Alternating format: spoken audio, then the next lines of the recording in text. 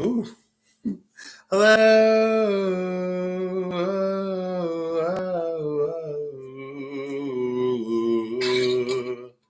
I still don't know where the notes go. Hi, hello, welcome.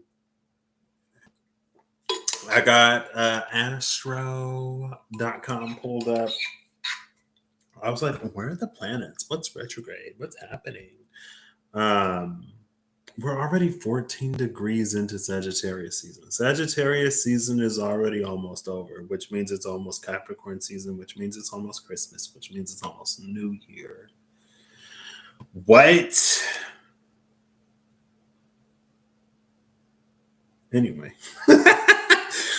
Ooh, we're at 3 degrees of Aries, the North Node, which means we're 3.5, 4-ish degrees away from the node switching into Pisces. Interesting.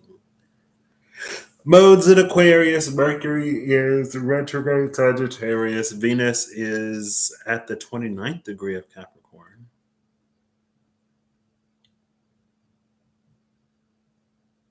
Mars is 6 degrees Leo. Jupiter is retrograding 16 degrees Aquarius. It's actually 25 minutes, 25 degrees, 55 minutes.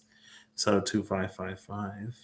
Saturn 13 degrees direct, Pisces, Uranus 27 degrees retrograde. Uranus is on my 24 degrees. No, I take that back. I read that wrong. Jupiter is 16 degrees, 25 minutes, 55 seconds. Degrees are before the sign. Because I was like, oh my gosh, Uranus is on my moon, but it's not yet. It's it's getting close, which feels appropriate. Neptune is 27 degrees retrograde, Pisces, Pluto 0 degrees, Aquarius, North Node 3 degrees, Aries, always retrograde, Chiron 19 degrees, Aries, also retrograde. So I was just like, where's everything at? Today I think we're just gonna I'm just gonna see what's up. We'll do just like a general whatever. One thing that came to mind is a few days ago, after I did the reading before the last, Jupiter and Saturn are 3 degrees apart in their square. And Jupiter is retrograding, so it's getting tighter. Also, Mercury is retrograding directly right now, squaring Mercury, squaring Saturn. They're both at 13 degrees. So there's a T square right now between the Sun and Mercury in Sagittarius, Saturn in Pisces, and Jupiter in Gemini. But anyway, last time I was talking about how sometimes I feel like the whole like trine, squares, oppositions, whatever. Like a trine is easy access, but easy access isn't necessarily always like desired, right? Like if you think of anything that you don't particularly care for, and imagine if it has easy access to you whenever, wherever, you know what I mean? And in my mind, like that's a trine. Like it's just easy access. And then the square, it was like there are some things that you kind of sort of want to have in a square, maybe like not too close, not too far, boundaries. And I was talking about that the square between Saturn and Jupiter feeling like there was the compression of Saturn that was paired with the increased velocity of Jupiter. And like if you compress something and then the flow speeds up. But that made me think of months ago. There was an energy, it came out where it was like, it was a question of whether or not we would be able to consolidate the square between Saturn and Jupiter into something like a conjunction. Whereas, like, just because they square doesn't necessarily mean that it has to be whatever. Like they can still work harmoniously together, even in that square, which would make it almost read like a conjunction because you get the best of both in the same place at the same time working together. But now Mercury is there, retrograde, Sagittarius, and the sun is also there. Anyway, that came to my mind earlier, not earlier, but last time I went live, I wanted to mention it and I forgot. Ooh, we got a few places that already turned over: the dentist, the art gallery, and the beauty salon. This is preventative care, future smiles, sanctuary of creativity, quiet reflection, and then transformative space, self care, and rejuvenation. Future smiles, quiet reflection, self care, and rejuvenation. Cool. Bottom of the deck is sports event, arena of challenge, test your limits. Test your limits with the dentist. To me, it's like how much pain can you take before you're like, okay, girl, y'all had me sitting in this chair for too long. The numbing, whatever, is starting to wear off. But it also reminds me of there was one time I went to the dentist when I was much younger with my youngest brother, who was terrified of the dentist. Like they put him to sleep and he still woke up as soon as they turned the drill on. And I was in the room and they were like, hold his legs, hold him down. I'm like, oh my gosh. He was terrified of the dentist. Anyway, we made the mistake of we made two mistakes. First of all, booking my appointment the same day as his appointment. Second of all, him being seen before I was seen. Because he took so much time, energy, and effort that by the time they made it to me, I wasn't numb anymore. But my little brother was there who's terrified of the dentist. So I'm like, I have to just tough it out. I have to tough it out to not make it more of a whatever. And that was the first and last time that we were booked on the same day. But today, it hurt at the time. Today I can laugh about it and I can smile about it. But in the moment, I was like, I'm just going to have to tough this out. But anyway, oh yeah, that's why, because test your limits. The last time I went to the dentist, I found myself like tensing up a lot. And so I would have to like continuously, as soon as I like felt myself tensing back up, it's like, relax, relax. Sanctuary of creativity, quiet reflection. Okay.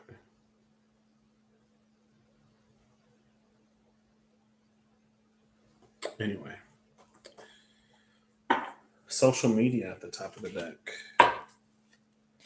Let's see. I think I wanted to do. I had a few ideas. Excuse me.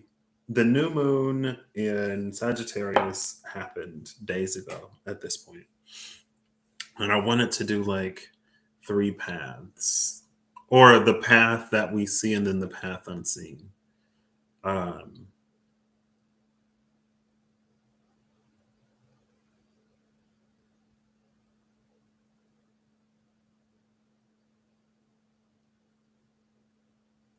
my brain is just like thinking about like the new moon and coming up with different scenarios.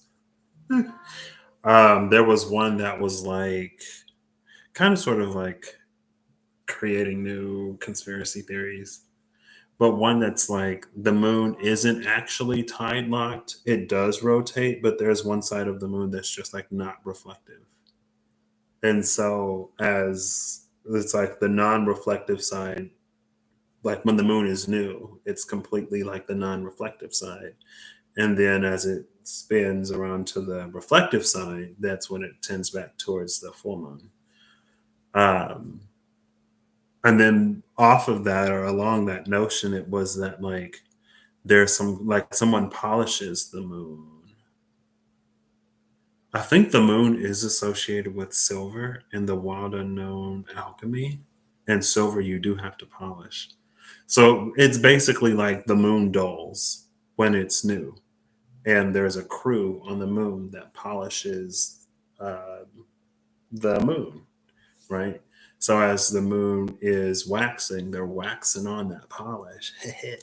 And then when the moon is full, it's completely polished. But because the polishing only lasts for so long, the part that was polished first starts to dull. And then when the moon is waning, it's dulling before it's new and it's repolished. I don't know. I don't know where we're going with this. I don't know what we're doing today. Um, 1 second. Let me go check my phone just in case there's something happening that I need to know about. That I need to know about. That I need to know about. Oh, okay. What? What? Hold up, hold up, hold up, hold up. Hold up, if you're gonna let me down, let me down gently. Ah! Ooh.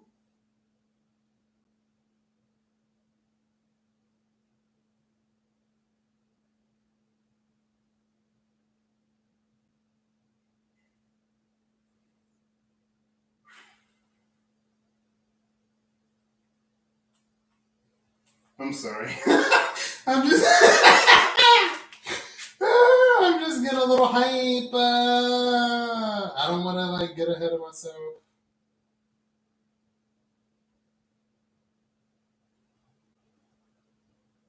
1 second. I'm sorry. I'm like trying to keep myself composed. Woo!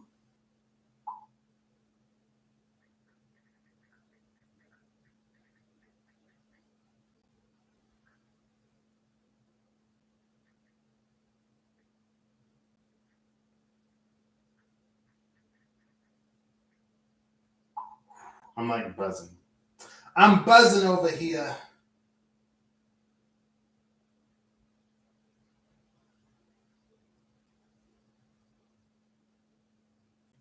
Okay. All right. I'm sorry. Let me try to calm down. I ain't got let down yet. Woo! Woo! Ooh. Okay. All right.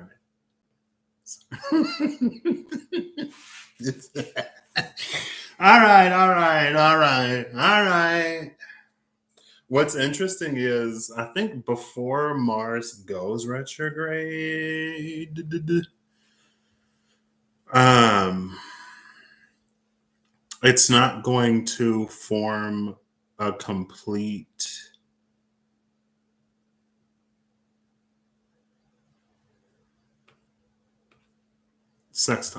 conjunction. I'm not going to get a complete conjunction before Mars retrogrades. Mars isn't going to like fully conjunct my Chiron in Mars. But it was interesting that because when I looked at my first trip here on the day, it was a grand water trine between the North Node, Chiron, and the Sun. But with Mars conjuncting my Chiron, or I mean, honestly, even without Mars conjuncting my Chiron, there's still Mercury. I have a grand fire trine in my chart between my North Node, Chiron, and Venus. So it's like North Node, Chiron from water to fire, but switch out the sun for Venus, and it's appropriate. Yeah, anyway, Mars isn't going to fully hit it, but besides the point. Besides the point. All right, enough about me. Oh my gosh, I'm going to be so giddy now. It's fine. Okay, let me try to. Why? Huh? Oh, I messed up. I'm like, let me try to ground, let me try to center, let me try to like not be so excited. But then it's like, why? Why not like bring this energy to, the table? You know what I mean? In general. So I was gonna do a place. I feel like a lot of times I use the places Oracle lately. There are like multiple places that are multiple paths of multiple places that come up. So, you know,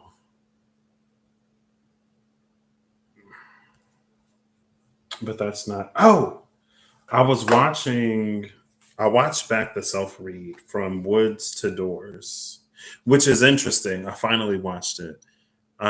It was interesting because the last self read I did towards the end with the places, I think the final cards, it was like the forest, the field, like such green energy. And then the airport was at the bottom of the deck. No, the airport was the final card with the spiritual realm at the bottom of the deck. But before that, it was like the forest, the field, and the trees, the woods. Excuse me. So it was interesting that that kind of went from that forested area to, like, you could say, an open door of arrivals and departures of the airport. Anyway, Eight of Pentacles, Knight of Pentacles. In general. Oh, yeah. So I was watching it back, and I guess 570 came out. It was 570 coins for the challenge of the Six of Pentacles. And I was like, this is a hangman energy between the spirit and the mind. And then I was like, I want to do that again. So there are two things that I want to do. I'm going to shuffle the deck. The first ace through 10, and I'm going to look, because we've already had a fire challenge. I'm only feeling air and earth today. I wasn't going to do all the elements. I'm only feeling air and earth. What's in air? We have the moon and Pluto in Aquarius and Jupiter in Gemini. And then in earth, it's Venus for now, but Venus is going to move into air and Uranus. So we're looking at Venus, Uranus, Pluto, the moon, and Jupiter. Anyway, not super whatever, specifically or whatever. Because I want to. So for the air card, the air in the deck dungeon challenges, it's all about bridging one thing and another. And you can only change one aspect to get from one to the other. It's words, right? So connecting woods to doors, if you can change only one letter, it was woods to words, words to fords, or you can get woods to words. Anyway, you can change one letter. I'm not getting stuck there today. So before and after, it'll be bridging the energy before and after. Now in tarot, it would probably be a lot easier to bridge, but we'll see. And then I want a Pentacle card today uh, to see what it is that like we're receiving, a challenge of receiving. And with the gold, or with whatever it is that we're receiving, I want to do a thing. Yeah. So whatever the number is, I'll like break it down like I did then. So if it's like the hangman between the mind and the spirit, then I would pull like before and after the hangman. Now I don't know if I want to just add them together. Maybe I'll do both because I feel like I would have to. Um,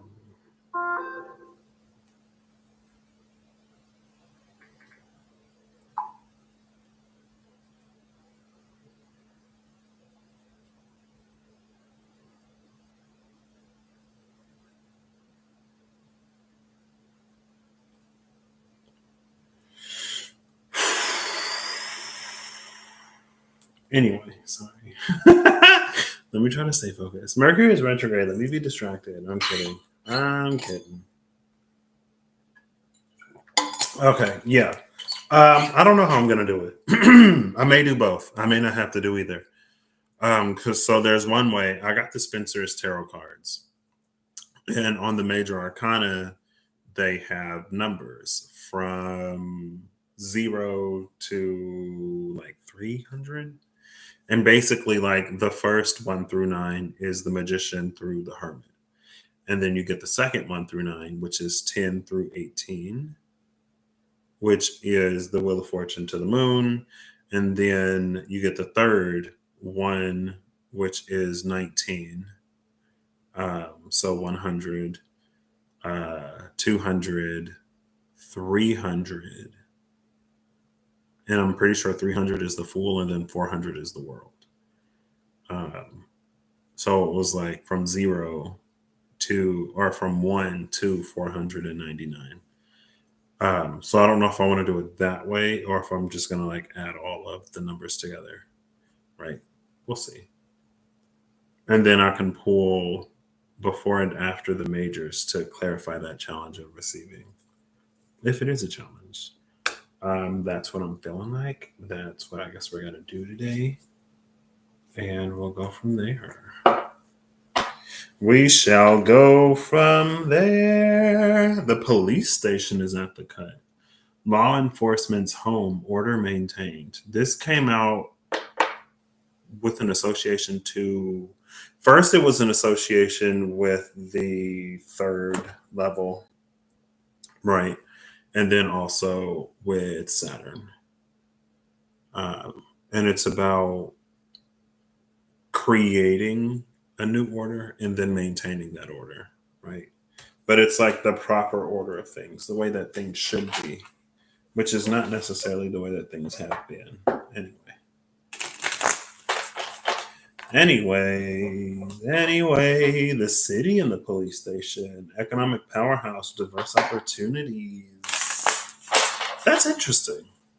Maintaining order in a city, especially a multicultural city where there are so many different just like customs and expectations and backgrounds that have been lived. The aquarium, underwater world, mesmerizing discoveries.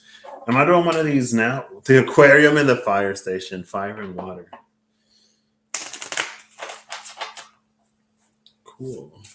That's interesting because I just found out that there was a fire nearby from someone and they were on a cruise when it happened. So they were on the water when the fire broke out.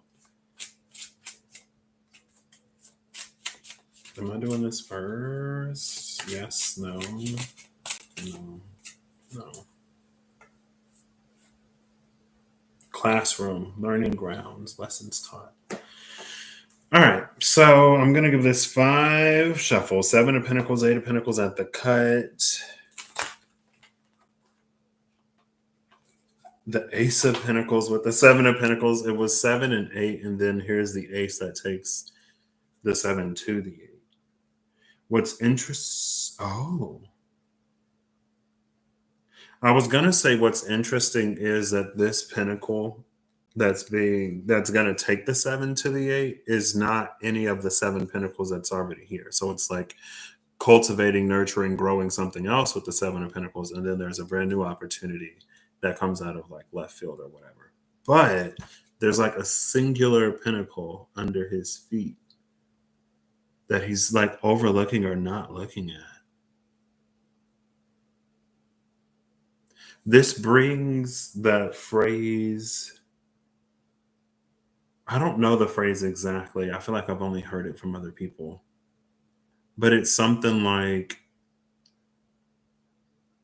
if you want the egg to hatch, you have to stop sitting on it. Beyond butchered that phrase. But it's something like that. Like, it's not going to hatch with you sitting on it. So maybe like the 7 of Pentacles was like cultivating this, but sitting on this. And after it got up, then it's like, that is the new thing. And it was like right under his nose the whole time. I don't know. We'll do clean flip or clean fall. That'll get us started.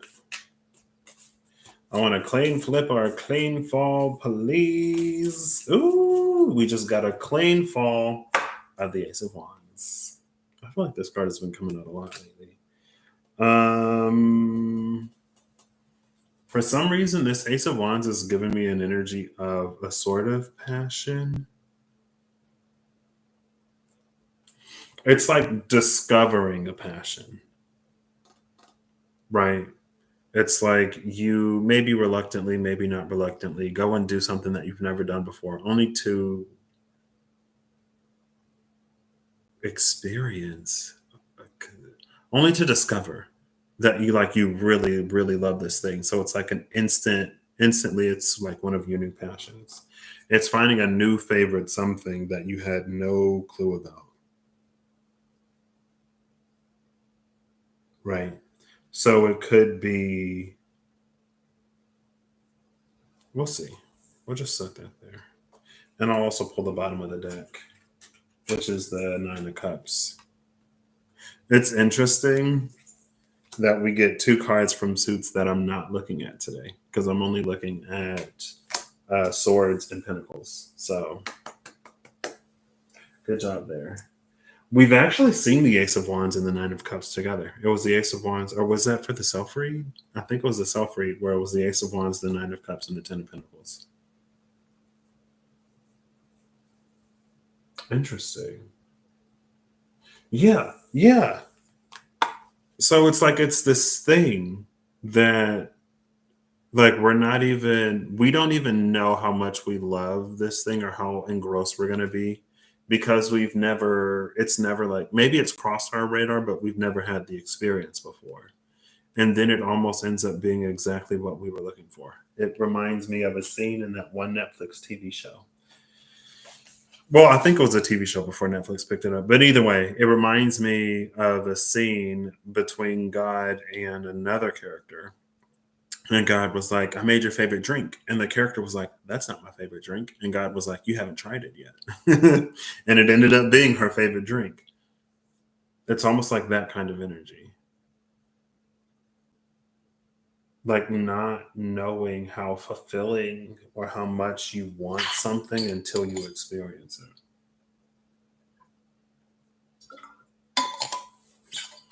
I mean, isn't that the case with a lot of things? I think sometimes some things, yes. Everything, not necessarily. I'm going to pull from the top of the deck again the first swords, ace through 10, and the first pentacles, ace through 10. We start with the King of Pentacles, not quite what we're looking for. Justice, not quite what we're looking for. And the Seven of Wands, also still not what we're looking for because we're looking for swords or pentacles, ace through 10. Um,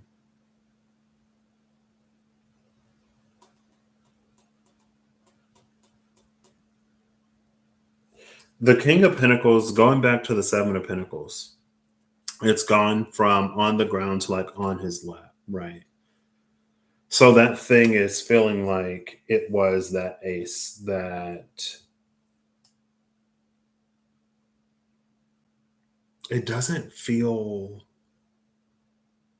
because it's still in the energy of the Seven of Pentacles, things that are being like cultivated, but it wasn't something that maybe it going back to like this Ace of Wands and the Nine of Cups, it was like an investment that was made almost for the sake of investing. Like it didn't seem uh, solid or profitable or anything. It's like there were six other things that were given so much more time, energy, and effort because those were the ones that were expected or projected to like blow up or whatever. But it's like the seventh thing. I, well, there's like, is it a parable of the seventh son? Was that David? Not David. Was it David? The son, the like youngest who was like doing whatever that was overlooked by so many. Parable of the sower. Interesting. Not the prodigal son, the seventh. Parable of the seven brothers, parable of the seven spirits, parable of the seven wives, parable of the seven lambs, parable of the seven virgins. Oh, and then we have the Seven of Wands here. Yeah, yeah. Anyway, it doesn't matter.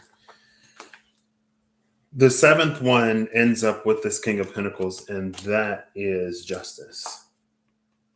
That's how it's supposed to be. And then the Seven of Wands could be the six others. I mean, this is more so like, maybe, I don't know.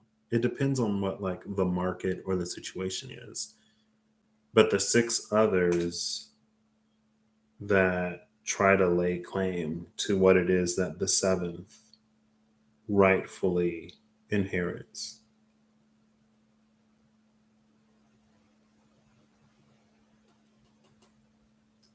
Okay.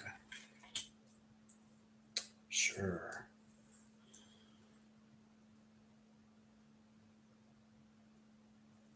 This is almost making me think of the leap day reading, but the first one with the crone energy that felt entitled to the starborn. Page of Pentacles, Two of Wands, Five of Cups, Nine of Swords. Okay. So we're connecting. Oh, interesting. We have to connect the Five of Cups to the Three of Pentacles.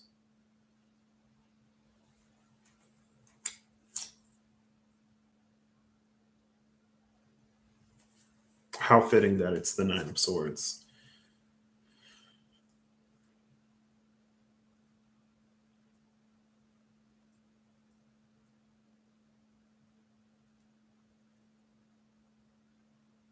I'm going to go looking for the Earth card before I start using the rest of these. Six of Wands, Ace of Cups, the Moon, Four of Wands, Ten of Wands, Eight of Swords, Four of Swords, Three of Cups, the Magician, Five of Wands, Three of Swords, Four of Cups, Six of Pentacles. There we go. The Six of Pentacles is in between the Four of Cups and the Ten of Cups, the Temperance of Cups. Six plus, or 4 plus 10 is 14, which is Temperance. Cool. So, Five of Wands, Three of Swords, Four of Cups. It's interesting that in this challenge of receiving, there's a Four of Cups and the Ten of Cups. The Four of Cups is usually, so if there is a challenge of receiving here because of the Four of Cups energy, and I don't necessarily think I was taken before and after the Earth, but I did. Because of the energy of the Four of Cups, the energy of this Four of Cups is very similar. Navigating the Five of Cups to the Three of Pentacles is probably unsurprisingly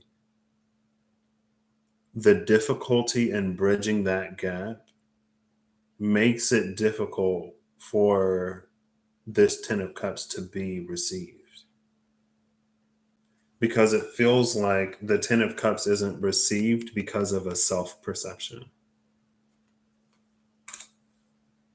which is very similar to maybe it's the result of the Five of Cups and the Three of Pentacles. Like one thing that transpires and leads to another. Cool. Now I do need the actual. I think I'll just roll. It's what 1D100 times 6 gold to be received. Let's see what the words are for the Nine of Swords. Also, let's also see.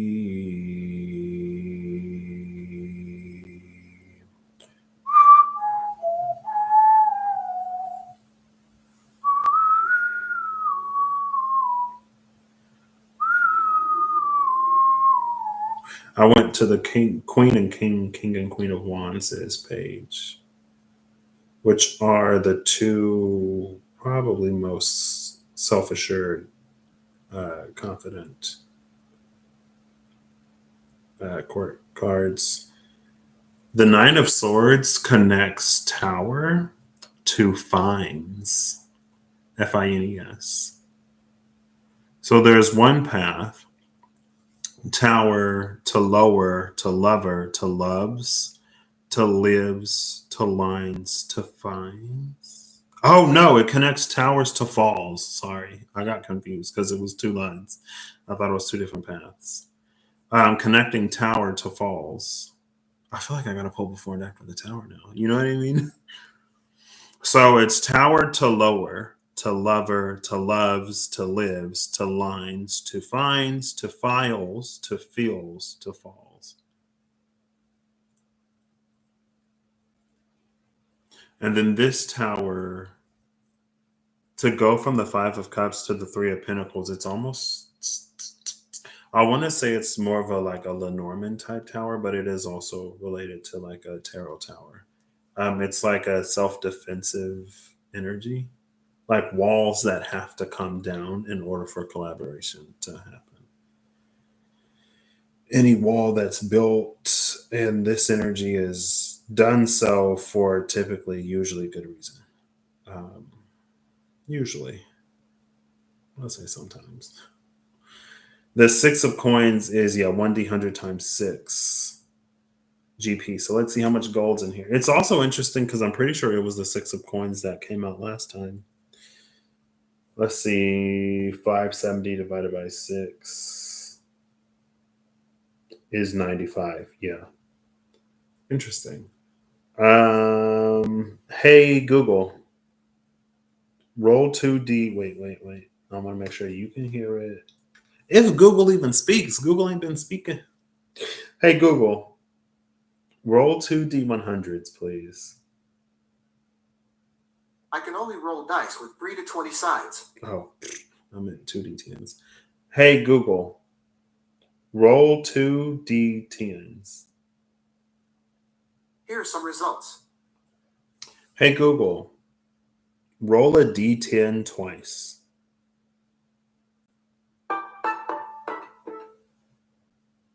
It's 5 and 8. Or is it 8 and 5? Goodness. We're just. Hey, Bixby. Hey, Bixby. Oh, Bixby doesn't want to listen. Let's make this even easier. Hey, Google. Hey, Google. Google. You don't want to listen no more? Hey, Google. Hello, Google. Girl, why are you being so difficult? Hey, Google. Choose a random number between 1 and 100. 44. Interesting. It's interesting that it's 44.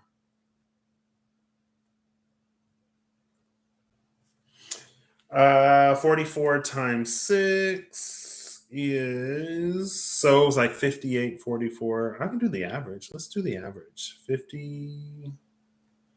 58 plus 44 divided by, no, 58 plus 44 now divided by 2. It's 51. So 51 could be a lover's energy, and the Ten of Cups is here. It's the lover's energy between the mind and the body. Oof. Oof, Trigger City. And then the Three of Swords is here. Oof, Trigger City. Ooh, Trigger City. 51 is also Temperance and the Magician.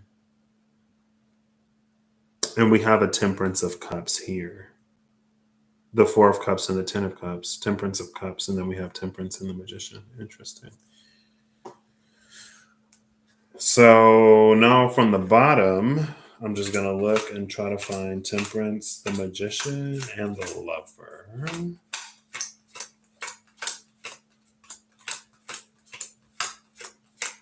Kind of got a potty, kind of go to the restroom. So The lever, no, that's judgment. I looked at judgment and I thought it was temperance. The lever is in between judgment and the world, which is the six between, if I add them up, the lever is between the body and the mind, is judgment in the world. Oh gosh. I feel like this is so heavy. Temperance is in between the fool and the hierophant, which is an interesting energy. And then the love, no, the magician, temperance and the magician.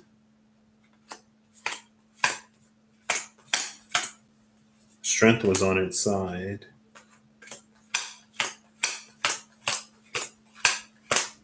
Where is the magician? I have overlooked. No, the magician is here. We already passed the magician. The magician is in between the Three of Cups and the Five of Wands. So, and now, so what's interesting is it was the Three of Swords, the Five of Wands, the magician, and the Three of Cups. But because I'm pulling before and after the magician, when this energy is removed between the Three of Cups and Five of Wands, the Four of Swords is immediately after the Three of Swords. And the Four of Swords is the resolution of the Three of Swords.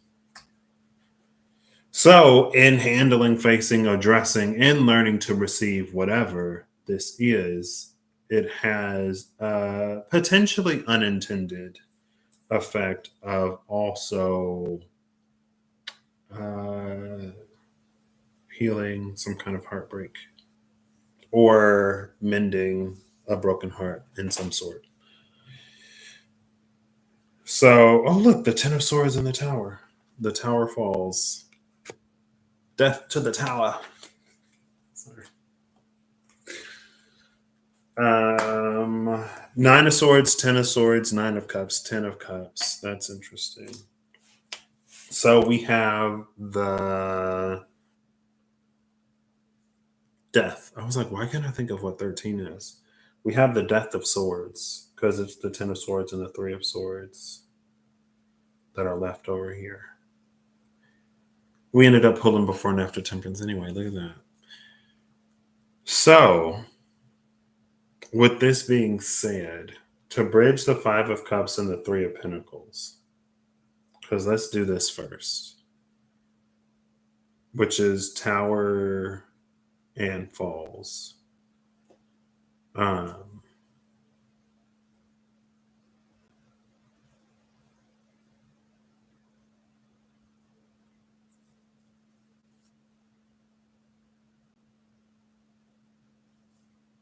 guess like there's so when I'm trying to do this, when I'm trying to bridge the Five of Cups to the Three of Pentacles, for some reason my brain immediately goes to the past. Probably not too strange or complicated, right? I mean, the Nine of Swords is here. I guess it depends on if we're in the realm of anxiety or if we're in the realm of like a depression. With anxiety being this worry about something more so from the future, and the depression being something that compounds because of something that happened in the past.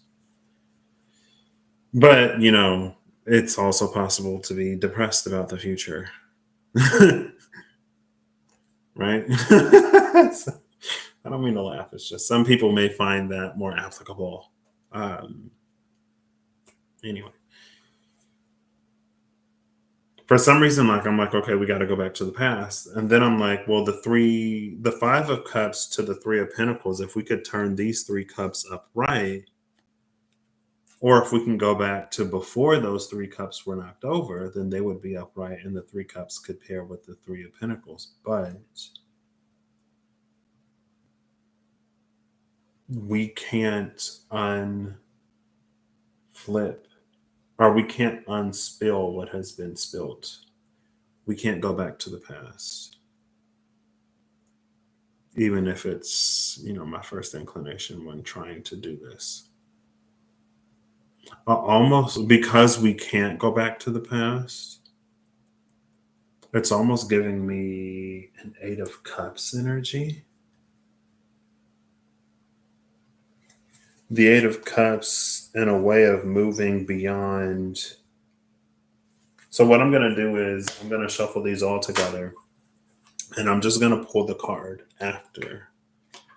Instead of doing before and after, I'll pull the card after, and then I'll chain the cards after to get over to the Three of Pentacles.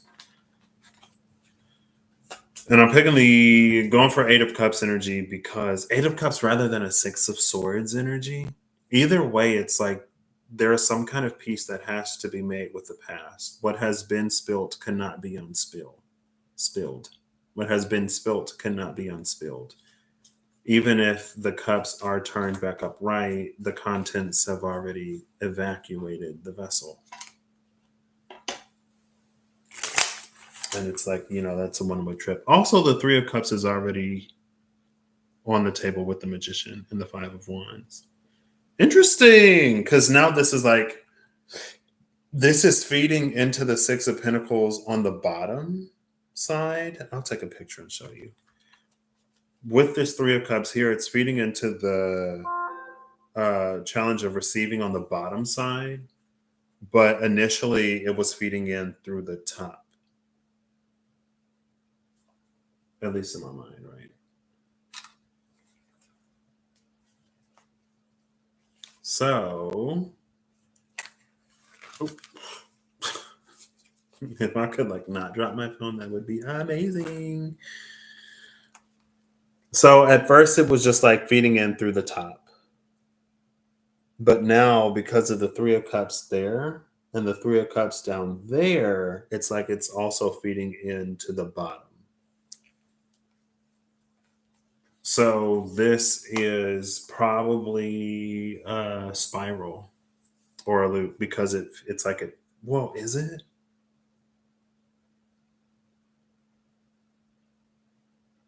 Not necessarily, because both are going this way. It's like going like that. So it's like hitting the top and the bottom. Now, if this feeds back into the Nine of Swords, then yes, it would be a spiral. It could be a night along the calendar that is dark every time it comes around. Speaking of new moons, and but what was also interesting is it was a non-reflective moon. The new moon doesn't reflect the light of the sun. So it's almost like there's an element of truth or an element of, there's an element of truth or illumination or clarity that's not there. And it's also interesting because I remember when Scorpio, and I was going to talk about it today, that is dangling. They're hoisting something up there, and in the wind, it's just blowing. I don't know what that is. Oh, they're moving it over. Anyway, with Scorpio season, there was a feeling that there was a light on the surface of the water, but there was no external sun. So there was something in Scorpio, in the energy of Scorpio or Scorpio season, where what was on the surface matched what was at the depths. The light comes from within and it shines up towards the surface. And because of that, it had a feeling of something luminous breaching the water. And instead of Creature of the Black Lagoon or Godzilla coming out of the water, it's some light being, whatever, anyway. And then I was thinking about how I guess we just entered Sagittarius season recently. How there were times and moments. It's almost like there were ways that I have grown, matured personally, grown, healed, matured, whatever, so that my default reaction to something is different than it used to be. But it's almost like it's not until there's an external stimulus that sometimes we discover that we've grown or healed or matured or changed in some kind of way because we don't respond the same. And so after the resolution of this, in the context of this, it would be like, oh, like whatever this Five of Cups was, whatever I couldn't receive with the Four of Cups before, like now I can. And I know I can because I was presented again, like with this Ace of Wands. It feels like the Ace of Wands comes out of the blue, right? And it's like we only know something because it came out of the blue and because we were like put on the spot and we couldn't prepare for it. And we like showed up the way that we wanted to show up. We made the healed choice decision. We took that healed action to get us towards to keep us on that path of going towards like where we want to go. Personally, right?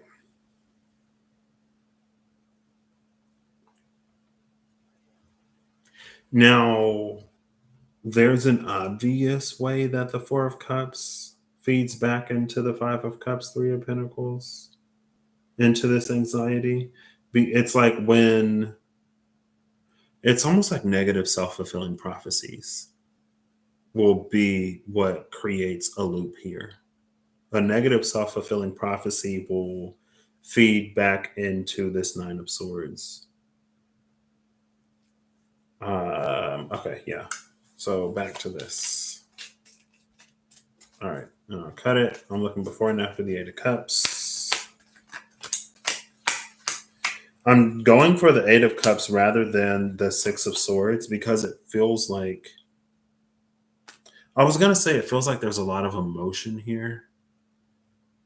And if you look at the person being ferried in the Six of Swords, you see it.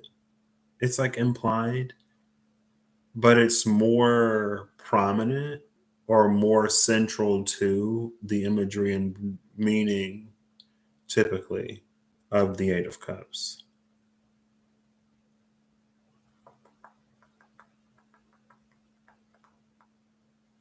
What's interesting is, though, because I literally just saw the Six of Swords, after the Six of Swords is the Queen of Wands.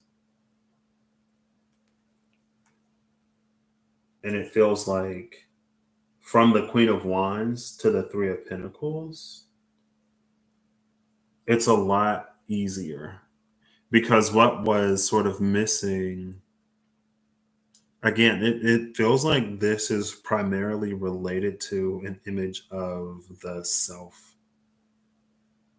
Now, what inspired this or what created this self image could be failed collaborations in the past. It could be people who weren't your tribe that like didn't get you, that didn't want to. It could be like an environment that's not conducive to one's like vibe or personality.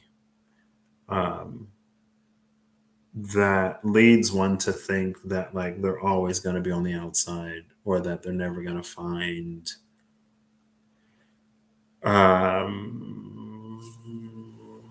collaborators.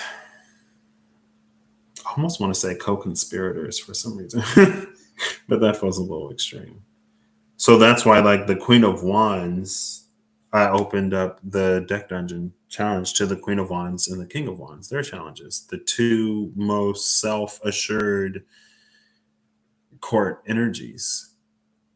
And it's like if the Six of Swords approach is taken again, because someone now has a healthier image of themselves, it would make bridging to collaboration so much, theoretically, it would make it easier, especially in regards to this Five of Cups. Right. What's after the Eight of Cups? Ooh. The King of Wands just flipped over and he's looking at the Queen of Swords. Queen of Swords is pre-justice. And justice came out after the King of Pentacles, between the King of Pentacles and the Seven of Wands. It was the King of Wands and then the Queen of Swords. And the Page of Swords is after that. The Page of Swords is looking at the King of Cups. The Page of Swords and the King of Cups are looking at each other. the King of Wands and Queen of Swords are looking at each other. Now, their expressions aren't very like happy. Their expressions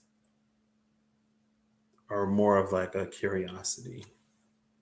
Between the Page of Swords and the King of Cups, it almost feels like they're like this is a meeting. It feels like this is a meeting between people who don't want to see each other because like their expressions are just like what they are.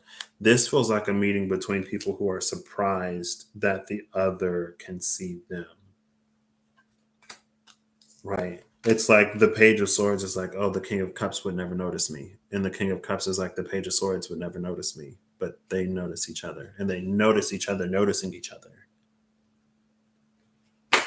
And then the Wheel of Fortune is there after the King of Cups.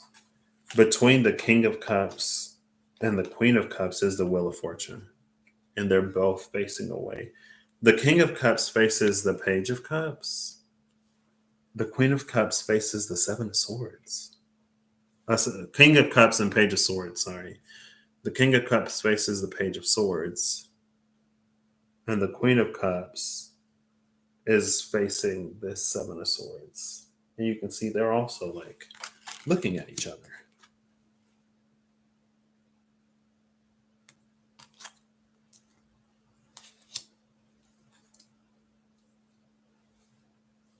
I feel like before this is the Queen of Swords, after is the Three of Swords. I feel like this is relevant.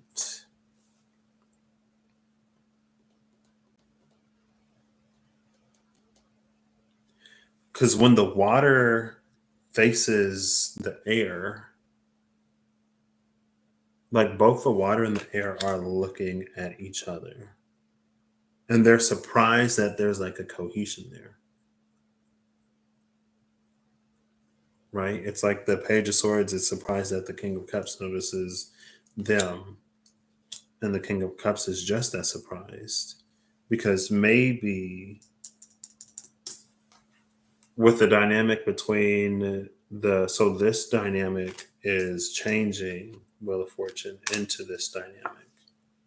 So I think we are actually just gonna stick with the Six of Swords. Again, something about the path of the Six of Swords is much easier than the path of the Eight of Cups. Maybe that's just like Patrick, it's not that deep.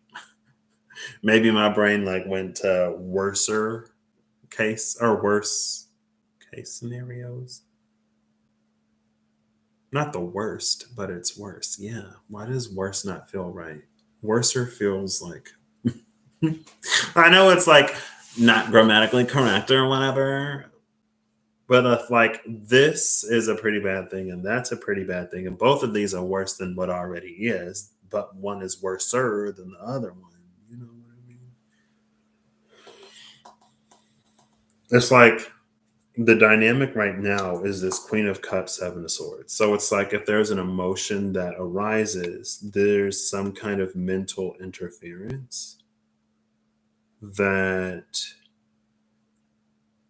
like the Queen of Cups is cardinal water. So I'm seeing like a stream of water that's supposed to go, let's call it an irrigation channel. We had the Seven of Pentacles. Let's call it an irrigation channel.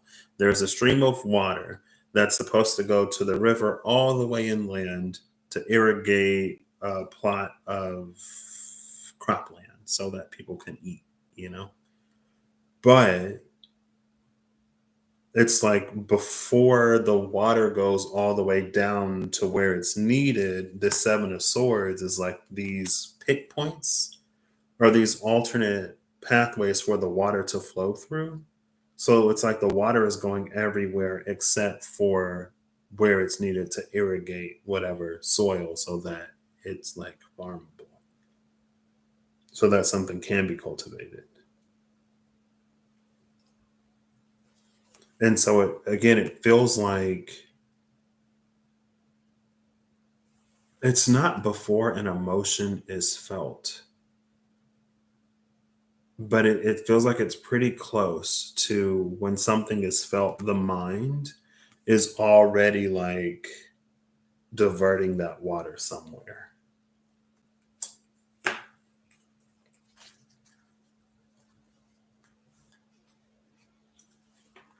with that Seven of Swords energy. It's almost like going back to anxiety, because this is a more of an, it feels more of like an anxiety anxious energy. It's like assuming the worst.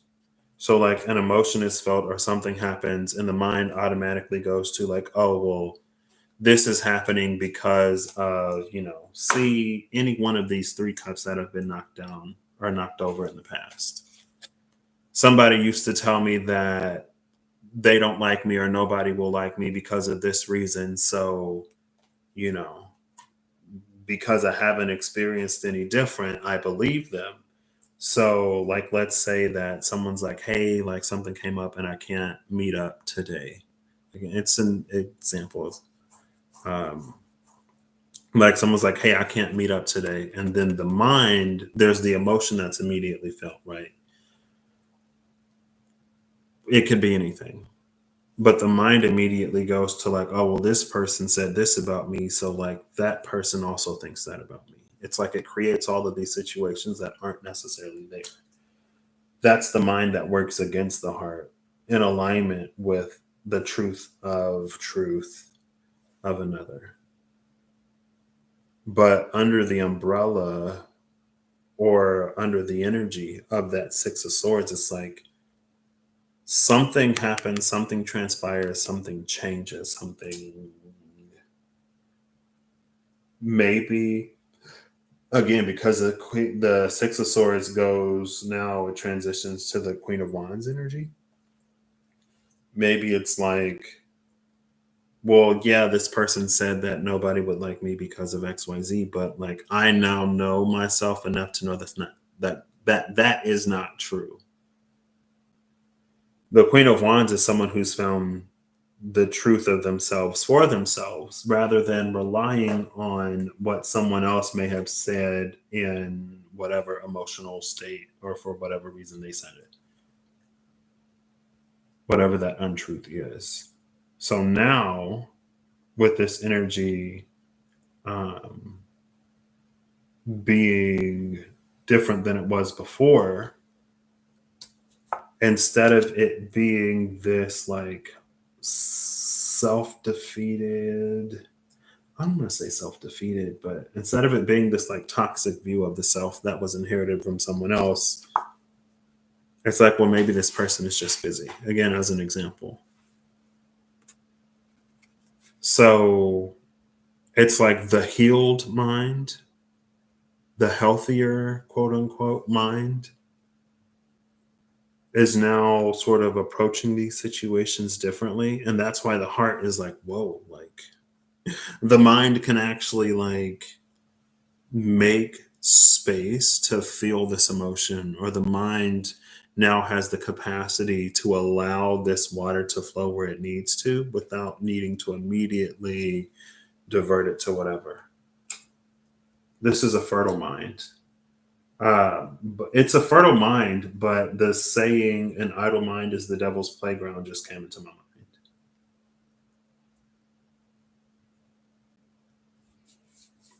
So this is also a mind that is no longer as, at least as idle as it used to be.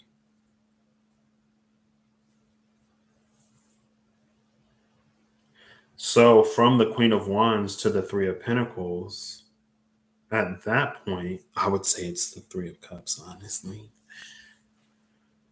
Because now that's self assured, but the Three of Cups is already gone. The Six of Pentacles isn't here. It's about finding others.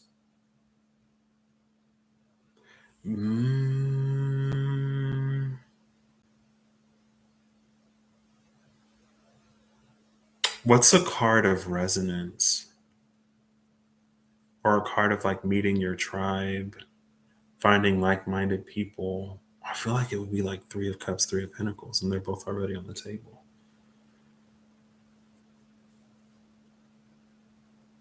But I could also go for, from the Queen of Wands, I'll go to the Eight of Pentacles, because that'll at least put me in the right suit. Also, the Eight of Pentacles is an energy that will create habits out of this.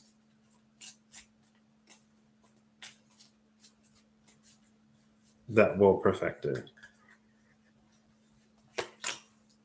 Two of Cups, Ace of Cups, Six of Wands.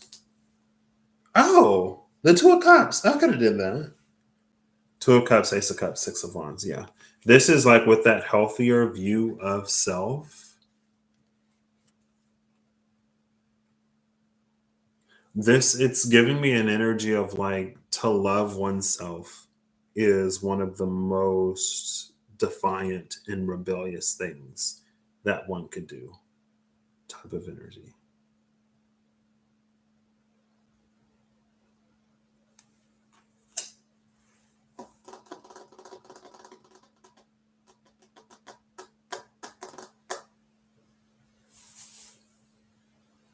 And that's to overcome something with the Six of Wands.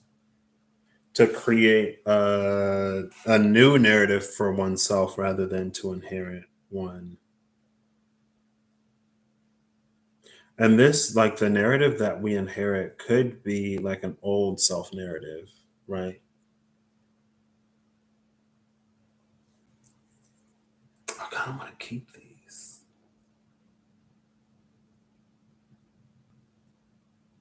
From the two, so yeah, Queen of Wands to the Two of Cups. Maybe not. Let's find that Eight of Pentacles, Two of Wands, Page of Pentacles, Knight of Wands. Oh, I didn't think about a page.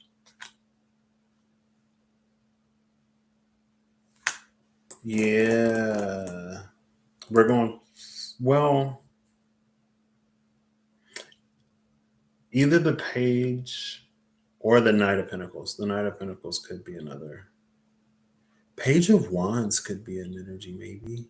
Because I'm thinking of pages as like messengers and as things extended. I feel like so much of this energy already is like, I could do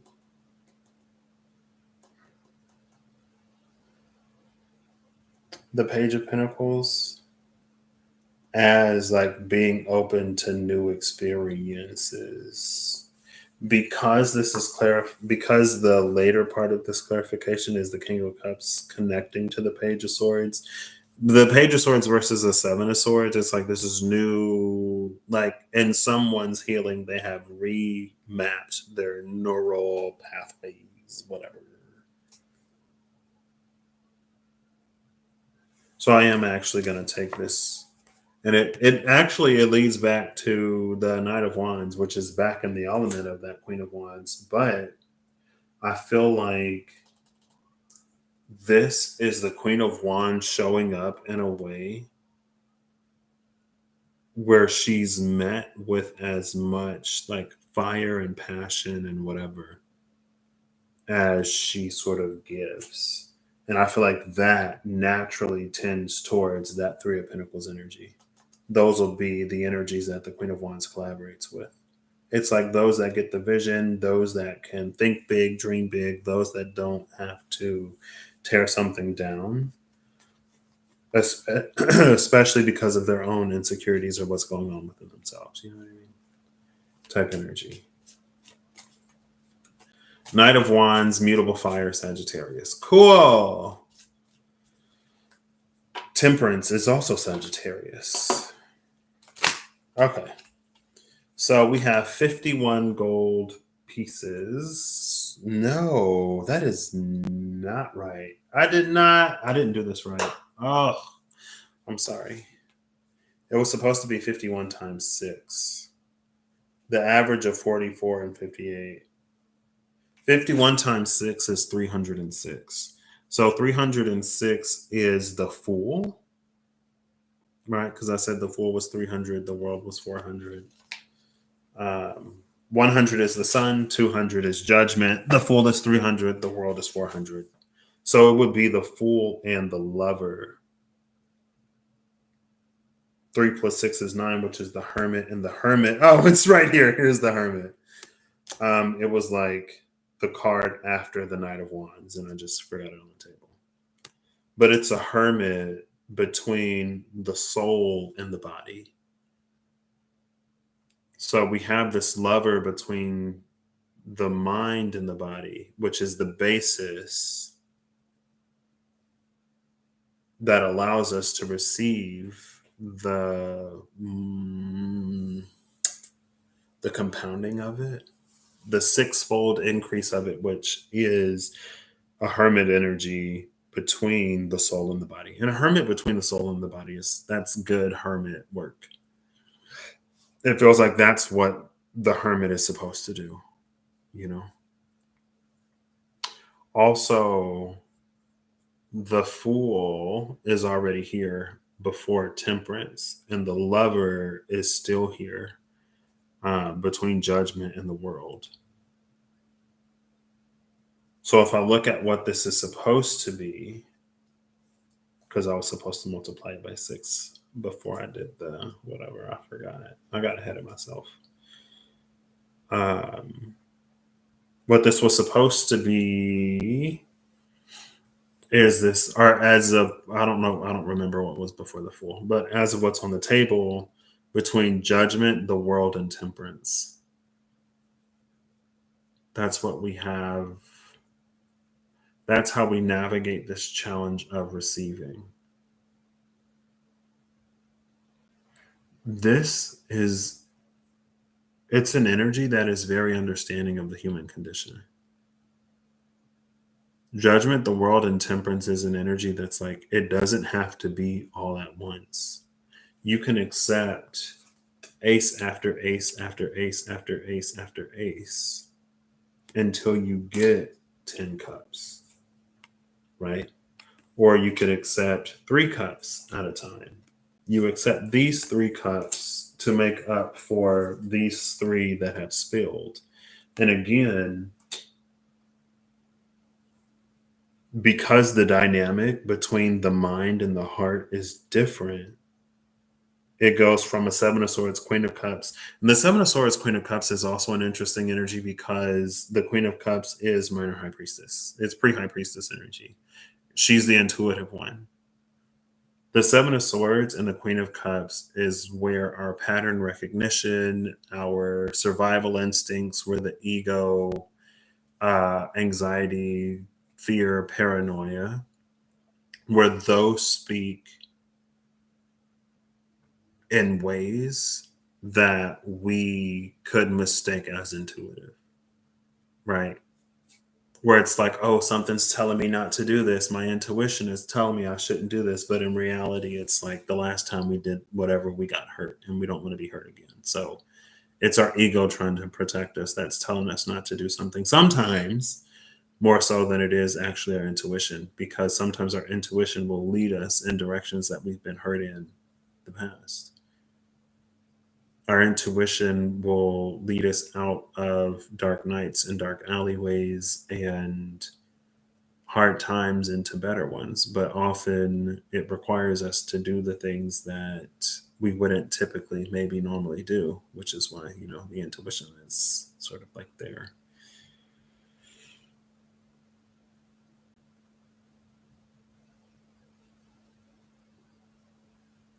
But the King of Cups, again, the King of Cups and the Page of Swords is this new harmonious relationship between the mind and the heart. And the heart is like, whoa, the mind is like not working against me. And the mind is like, whoa, like the heart isn't always illogical and irrational. Sometimes it's worth listening to and following your heart. And sometimes it will lead you to things that aren't what they used to be. That makes sense. What we get additionally, because I did it prematurely, now we have the 3 of Cups, the Hierophant, and the 5 of Wands. And then the Hermit is still here from, 3 plus 6 is 9.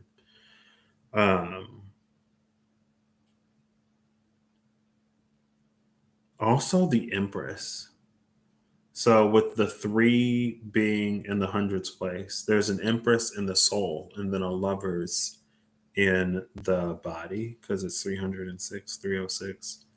And it feels like whatever the soul births, the body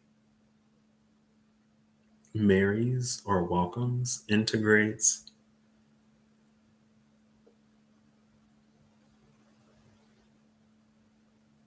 What's interesting is, though, this hermit almost presents a choice of like, what are we going to be committed to? It's partially which are we going to be committed to? The Three of Cups or the Five of Wands? Are we going to continue to believe that there's nothing but competition and whatever in the world, and not only believe it, but navigate our own lives in a way that makes that true? Or it's almost like competition versus collaboration or cooperation. Collaboration is a little bit more Three of Pentacles, but cooperation, where like our differences, right? The Three of Cups is a celebration of difference.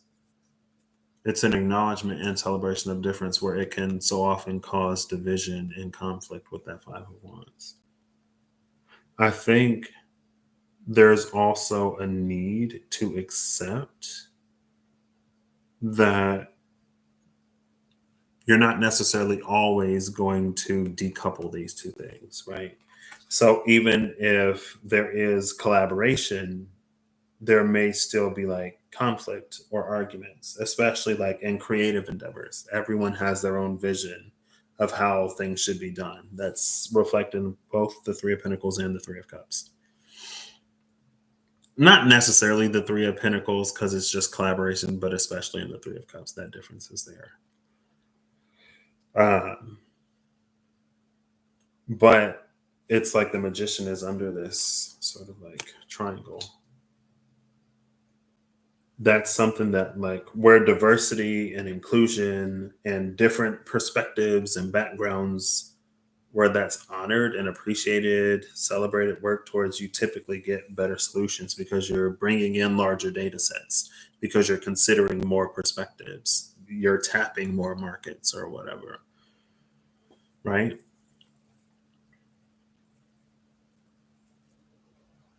It's also interesting how major heavy this is: judgment, the world, and temperance.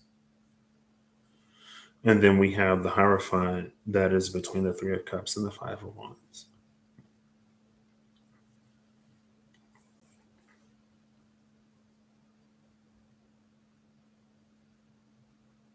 So yeah, just as when it comes to receiving, this challenge of receiving, um, moving again, clarified by the Four of Cups, moving to the Ten of Cups, there is an element of grace here, almost of mercy. Um, just like we are given grace and mercy in terms of being able to live our lives at our own pace more often. I mean, we work to whatever realization or whatever in our own time. And just like we're being given some grace here. And like you don't have to do everything all at once. It's just like sometimes it's one foot in front of the other. Sometimes it's day by day, moment by moment. Sometimes there's a string of really good days. Sometimes there's a string of not so great days. But it's just like an allowance for a gradual acceptance of these things. You don't have to take the 306 gold pieces in a lump sum, basically. You can receive it over time. And then it's almost for us to mirror that same energy towards whatever needs it. So just as we are allowed to receive whatever over time, then so too could we give that same grace to others. Cool.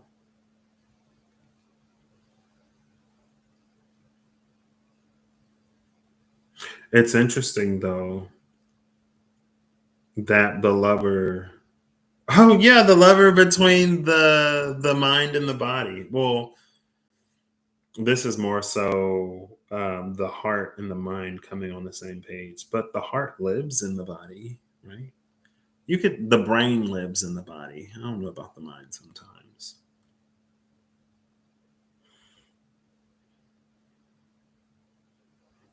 Um,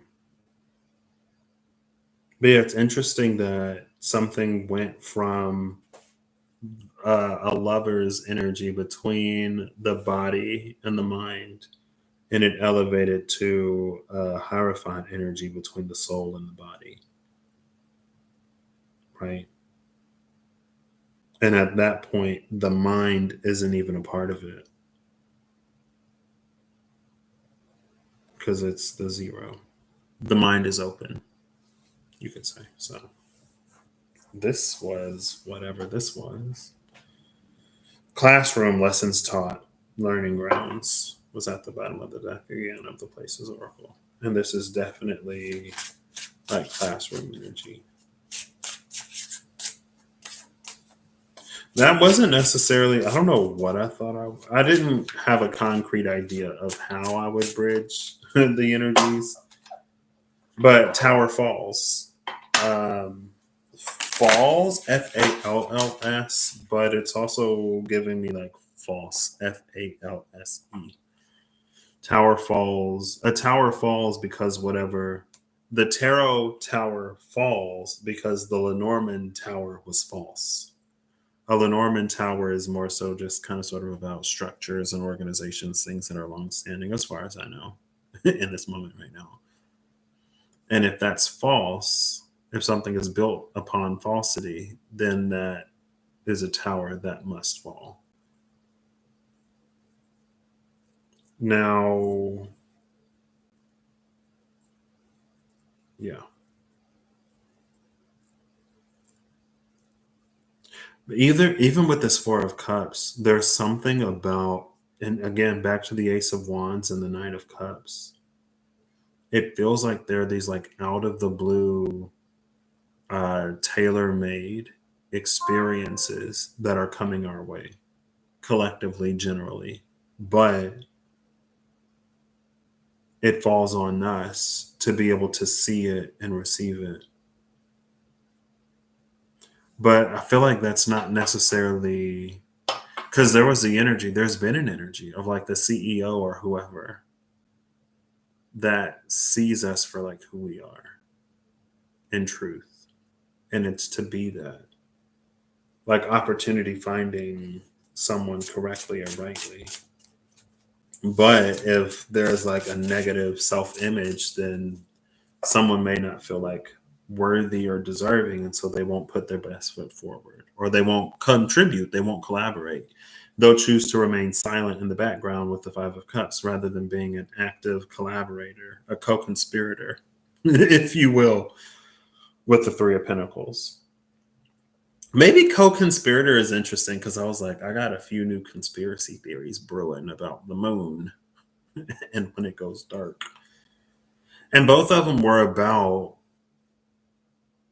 new moons based upon like both of them were about the new moons like not the moon having a side that's not reflective or the moon being inherently non-reflective in the case of it needing polishing. There's some things that the moon doesn't accurately portray or yeah, I'll say portray. And you know, the moon, especially in tarot, that's not surprising. It like the moon has secrets and it has a hidden side or whatever. But I want to say there is no side of the moon that is unseen by the hermit because it carries its own light, right? So it's like if you go into a room, it doesn't matter if the lights are on or off if you have your own source of light, if you have your own torch, flashlight, lantern, whatever. Cool. Let's look before and after the moon. The devil, the hanged man, and the Six of Cups at the bottom of the deck, with the Seven of Pentacles after that. It's interesting that So 6 of Cups, 7 of Pentacles, there are 6 pentacles on the bush, and that 7th pentacle there. That's the one that's the Ace of Pentacles. That's the one that's golden. And especially the 9 of Swords part of this is all about this like reconditioning, I guess you could say, oneself. And then the Dreamland is under the 7 of Pentacles with the Empress right there, and the Tower and the 8 of Pentacles. The Tower that must fall. Tower falls. Just look for the Moon, and then we'll get final cards. The Moon is in between the 4 of Wands and the Ace of Pentacles.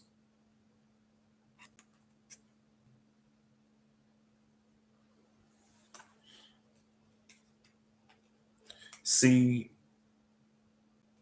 and like again with that new moon energy, the non-reflective part, like it's like this Ace of Pentacles, 4 of Wands isn't necessarily seen.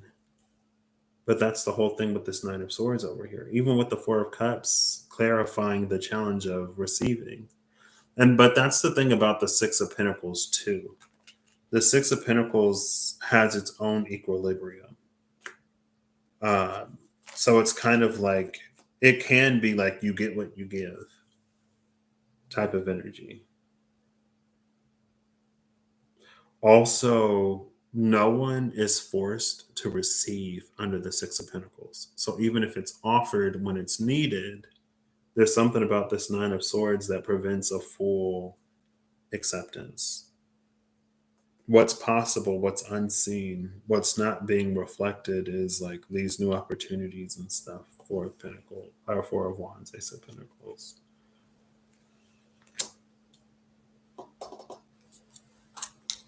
And then we have this moon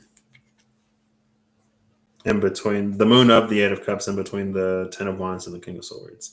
The 10 of Wands and the King of Swords, this is someone who is very, I think this is, again, the path of the 8 of Cups here felt infinitely harder than the path of the 6 of Swords, because the 6 of Swords almost got like immediately there. The Queen of Wands is so adjacent to the collaboration of the 3 of Pentacles, much more so than the 5 of Cups from that viewpoint, vantage point, starting point.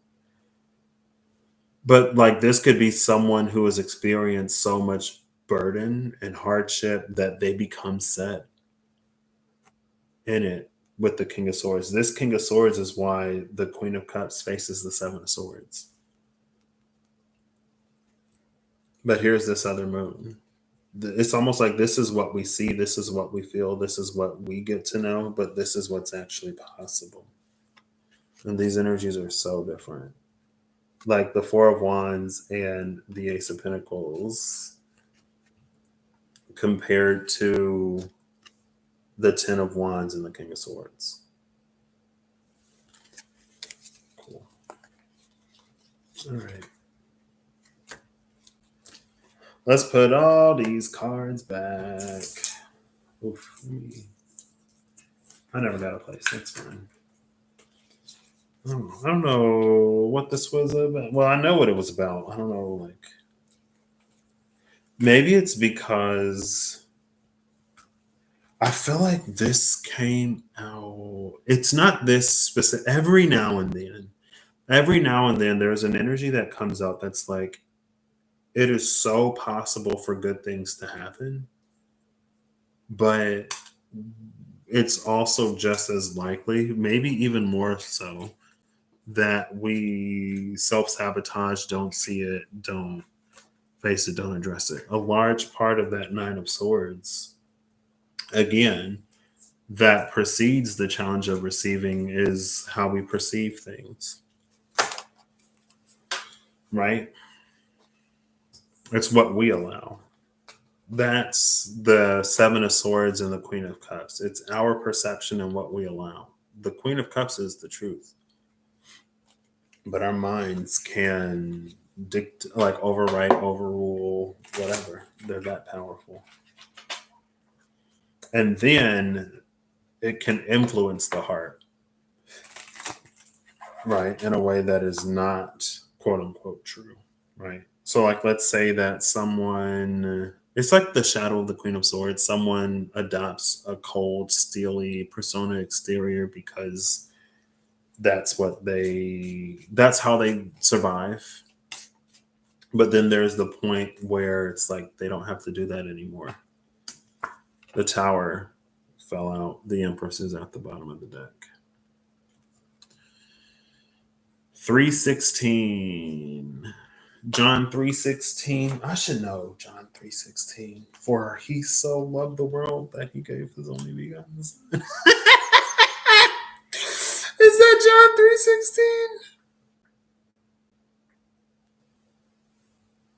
For God so loved the world that he gave his only begotten son, that whosoever believeth in him should not perish but have everlasting life. Oh my gosh, thank you. Okay.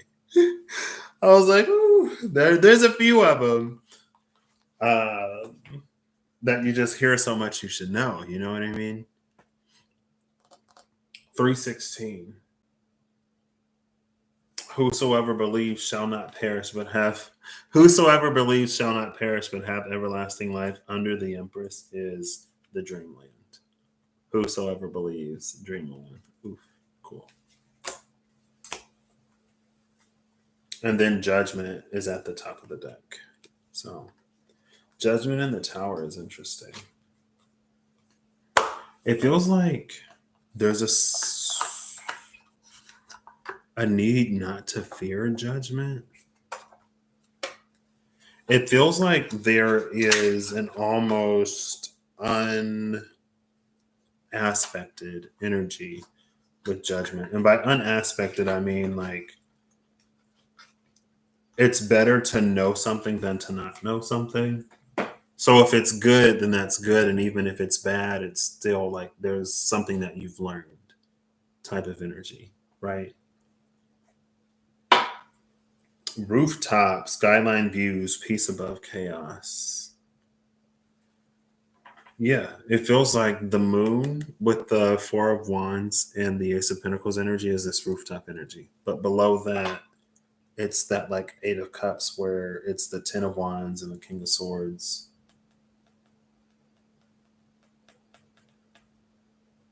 This is also that order maintained because that was at a rooftop.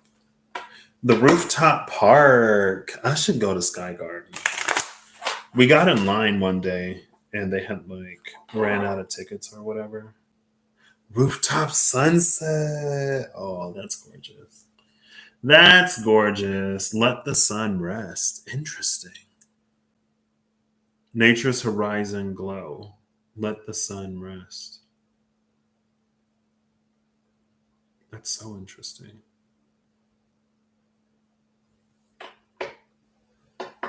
Let the sun rest. Again, it's like whosoever believeth shall not perish but have everlasting life.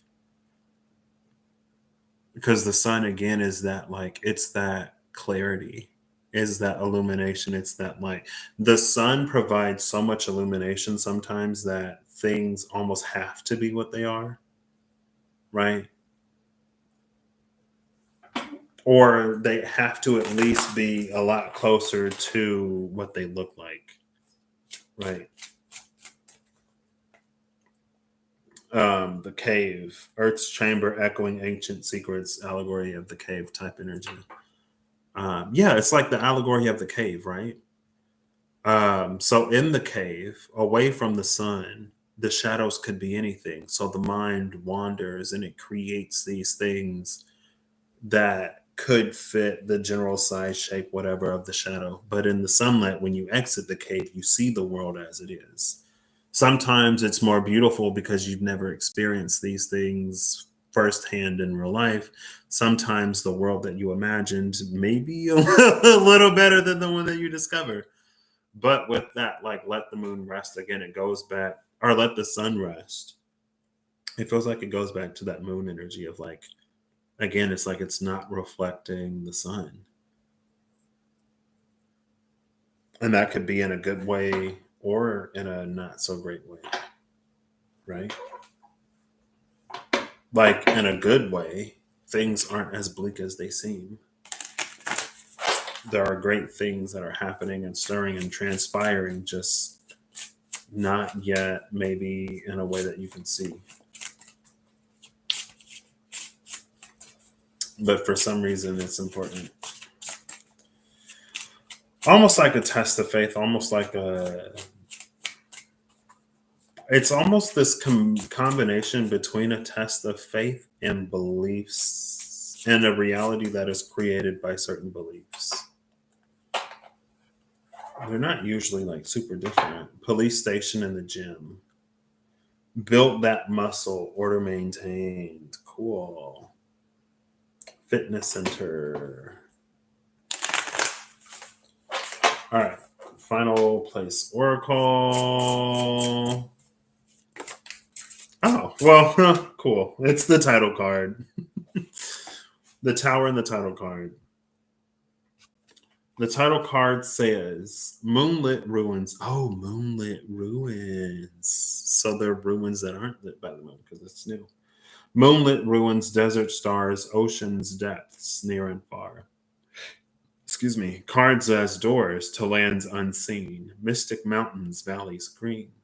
Each card unfolds a tale untold of sacred places in bold. In every image, wisdom speaks, guiding seekers to the peaks. Bottom of the deck is Under the Stars. I haven't seen this one yet. Night's Canvas, Universe Unveiled. Universe Unveiled. And it's at nighttime, right? You can only, well, we're always under the stars, technically, but you only see them at night. Let the sun rest under the stars.